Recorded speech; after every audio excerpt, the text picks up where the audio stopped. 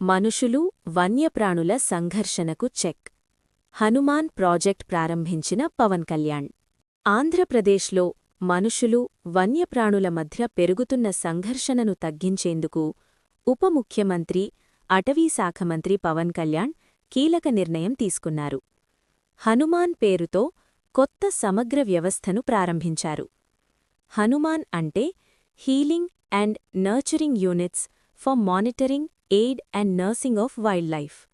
ఈ ప్రాజెక్ట్ లక్ష్యం వన్యప్రాణులను రక్షించడంతో పాటు ప్రజల ప్రాణాలు, పంటలు, ఆస్తులను కూడా కాపాడటం.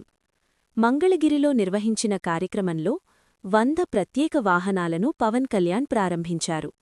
వాటిలో 100 ర్యాపిడ్ రెస్పాన్స్ రెస్క్యూ వాహనాలు, 7 వన్యప్రాణి అంబ్యులెన్స్లు ఉన్నాయి. ఈ వాహనాల్లో అటవీ అధికారులు, జంతువైద్యులు, గిరిజన సహాయకులు ఉంటారు. హనుమాన్ ప్రాజెక్ట్లో భాగంగా విశాఖపట్నం, రాజమహేంద్రవరం, తిరుపతి, బైర్లుటి ప్రాంతాల్లో wild life rescue and treatment సెంటర్లు ఏర్పాటు చేశారు. మొత్తం 19 ర్యాపిడ్ రెస్పాన్స్ టీమ్స్ సిద్ధంగా ఉంటాయి. గ్రామస్థాయిలో వన్యజీవి రక్షక్ బృందాలు అంటే వజ్ర ఏర్పాటు చేస్తున్నారు. వీటికి ప్రత్యేక రెస్క్యూ కిట్లు ఇస్తున్నారు. పాములు లేదా ఇతర జంతువుల సమస్యలను గ్రామస్థాయిలోనే పరిష్కరించేలా శిక్షణ ఇస్తున్నారు.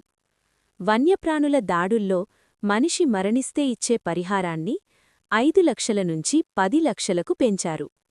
గాయపడినవారికి 2 లక్షల పరిహారం. పశువులు చనిపోతే మార్కెట్ విలువ ఆధారంగా పరిహారం.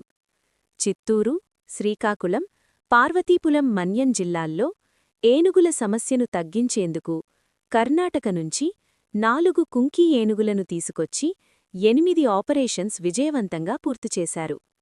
వన్యప్రాణుల కదలికలను గుర్తించేందుకు ఏఐ టెక్నాలజీని కూడా ఉపయోగిస్తున్నారు. జంతువులు గ్రామాలకు చేరకముందే ముందస్తు హెచ్చరికలు ఇచ్చేలా సిస్టమ్ అభివృద్ధి చేస్తున్నారు. వసుధైక కుటుంబం అనే సిద్ధాంతంతో మనుషులు, వన్యప్రాణులు కలిసి జీవించాలి అని ఉప ముఖ్యమంత్రి పవన్ కళ్యాణ్ అన్నారు.